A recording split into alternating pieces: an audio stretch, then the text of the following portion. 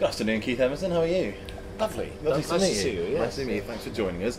Let's have a little chat about your new record then, Three Fates. Yes, there is a new one. There is one, isn't it? Yes. After all of these years. I know. How many years has it been since the last one? One. How long has this project been in sort of play for? When was the initial idea? Initial idea came about 6 years ago, when I was invited to go to Beijing. I'd never met Emerson at that particular time, but he seemed very sort of forceful about, yeah, you have to come to Beijing. Don't worry, I take care of air flights. You have first class air flight, you have first class hotel room. You stay in China for a week, maybe more. Well, yeah, well, that's cool. Yeah, I've never been to China. Yeah. Oh, the Great Wall, the Forbidden City. Yeah. So I said, what's this all about? So he said, well, we are amalgamating or putting your piano concerto together with a Chinese composer who's written the Yellow River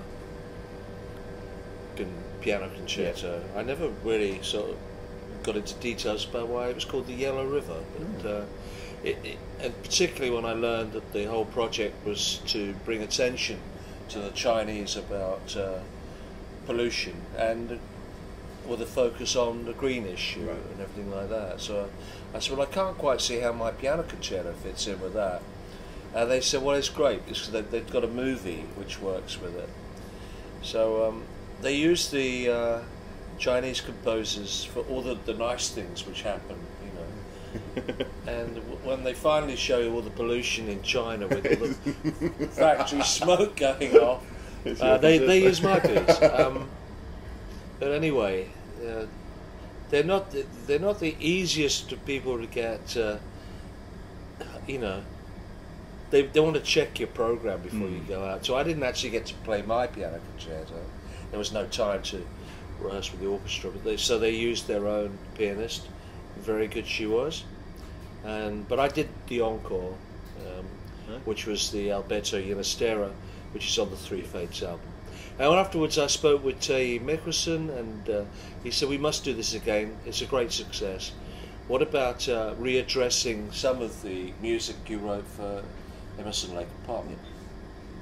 So we sat there before I'd left to go back to LA and discussed the different pieces that we could do. And Terje was very instrumental in saying what he thought would be good. Started listing them off, and Tarkus was amongst them. And I said, well, you're going to have a great difficulty getting them to play that. Yeah. He said, no, don't worry, we do it. All right. So when I started, I collaborated with a bunch of Scandinavian arrangers, which were really very, very good. We basically corresponded from that first meeting with Terje in Beijing for some time, and just checking arrangements. And I became more and more encouraged, thinking, well, could become a possibility. But I said, well, let's do. We need some original music as well. So I just recorded a piano solo of mine, and I thought, well, that'd be really beautiful if it's orchestrated. So I had the manuscript already written out, so that went to Scandinavia, and the arrangers said about that, and you know, and I said, well, I learned that Mark Benier, the guitar player, had some original pieces as well, some of which he'd actually recorded some years earlier with his band, which he now wanted to play with the orchestra as well. So that's really how it came about. And to avoid confusion, on the album it's called The Endless Enigma Suite, There are lots of different things in there. There are no vocals, and Charcas is called the Charcas Concertante. Just to differentiate. Huh? Just to differentiate it from the originals, is that? Yes, yes. I mean, it obviously is that, and I based it upon my piano solo transcription. So it's obvious that it is Tarkus, but it's a lot different. It's in a different form, isn't it? Completely different form. What are you planning to do now? Is this going to go on tour? Are you going to tour this record? Are you going to get the orchestra? Touring with an orchestra is not an easy. No, absolutely not. Expensive. Yeah. I've learned that lesson. Well, you've done that before, haven't you? I've done it before. Yes. Well, I've been doing it since 1968 or something.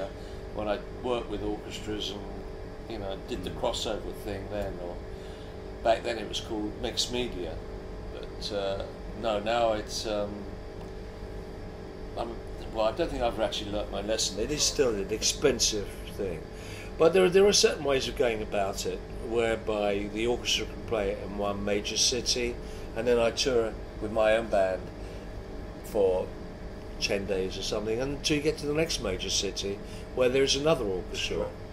And you just do it the yeah, local you orchestra take, of that city. Yeah, I mean, obviously you take your first violinist, you take the first horns, all the key members. So it speeds up the rehearsal process. But then you pick up you have a fixer or whatever, handpick the rest of the orchestra. So it's something you're looking at doing with Three Fates, is it? Well, I think that would be a better way to go. It would be more feasible that way. I mean, I think everybody really knows how difficult it is to keep the boat afloat. And that's why most of my contemporary players and bands, you've got to do the obligatory meet and greet thing at the end of doing a 2-hour show, and then get on the road, and you've got the whole audience to sit there and sign autographs for. It's a long process, isn't it? Yeah, but you're pretty tired, It really. It never used to be that way, in the 70s, Emerson, Lake and Palmer would go on stage, play to 40,000 people, and then zoom off. We're on the next plane or something. Do you miss that? It being different like that? Not really, no. Quite honestly, I don't really miss public performance at all. Oh, really? No, I don't. Why is that? I don't get the same buzz. Not the adrenaline, not the... No, it's something that you have to do. I mean, I'm more inclined to go down to my local pub or wherever in Santa Monica, California, and sit in with a local band. And I do that automatically. I don't get paid for it. So I get more fun out of that. So you prefer just to sort of jam with local musicians and do different bits like that rather than go into an arena and... Yeah, I just want some diversion. I remember Eric Clapton saying that when he played it down at his local pub, just jammed. I mean, of course the pub was packed, and the landlord gave him £10 at the end. He thought that was so great. That was the most precious £10 he'd ever had. Because when you're touring, you don't see any of the money or anything like. It just goes to an accountant and then the tax man, and you don't get to learn really if the tour was a success or. Well, you certainly do if things are going wrong on the tour. Then you have to make an immediate correction. So how different? I mean, so when you started in the '60s with the Nice, did you ever imagine that you'd still be recording stuff 40 odd years later? And when you started back there, was that something you thought about then? Not really. I just wondered, well, if it doesn't work, what the hell am I going to do? What was your backup? I didn't have one. It's worked out all right then, hasn't it? Probably go back to work in the bank in Worthing or something. So how different is it in terms of your lifestyle and how it fits in with what you do, being a sort of a professional musician? Well, it's not easy. You really have to keep a lot of things on the back burner, and don't sort of say, look, let's finish with that one. You know, keep all your options open. You know, and I'm sort of very fortunate in the way that I'm quite adaptable to pretty much most forms of music, and being able to read music and write it is a plus. You know, there's a lot of people in the music industry today don't read. You know, it's all head arrangements. So yeah. When you're writing it, do you write on manuscript paper with a pencil, or do you do it on a computer, or what's your sort of method? I don't know how to use computers. No, I write it the traditional manner. 4B pencil, Yep. manuscript paper. Yep. Yes, I'm good to go. No, excellent. And a rubber. Must have the rubber. That's crucial, isn't it? I was actually talking about adapting to sort of more modern things. I noticed you're on Twitter, you're on Facebook. How's all that Twitter, on Facebook, and your social media? How's that been? How did you find it? I don't know. My girlfriend does that in Okay. Santa Monica. I don't understand what Twitter is. You've got a Twitter account though, haven't you? No. I'm No, sure I you don't. have. No, she There's has. something with okay. No, the girlfriend. Runs for you. Huh? That she runs for you. Yeah, I'd never asked her to do it. You know, I mean, I was, what the hell are you doing? She's on the computer 24 hours a day. You know, what are you doing? Do you still play your old Moogs at all? You still got Yes, them? it's actually being serviced, renovated in California, and when I go back there, I'm going to check it out. Apparently, it's really awesome now.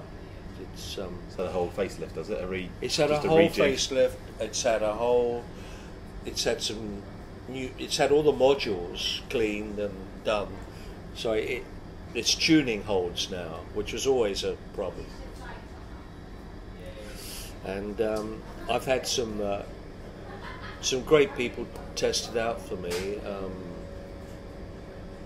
There's a girl actually, which I haven't yet met. She's blind, Rachel Flowers, and she's actually on YouTube, and she's a brilliant player. And so I wrote to her and I said, Rachel, she's only about 18 or something, or 16 or something. She's very young, and but a brilliant player. You know, blind. So I thought, what a great idea. She's in California. I'll have her go over and check it out. Wow. And you can see it on YouTube, actually. You go to Keith Emerson and Rachel Flowers. Yeah, she's amazing pianist. Great. Keith Emerson, thank you very much. We'll leave it there. The record's out on the 19th of November. 19th of November. 19th of November. Yes. That's the new date. Order it now. You can't buy this in the shops. It's crap. Keith, thank you very much. Thanks very much. Cheers. Cheers, James. Have it. Lovely. Get that off there.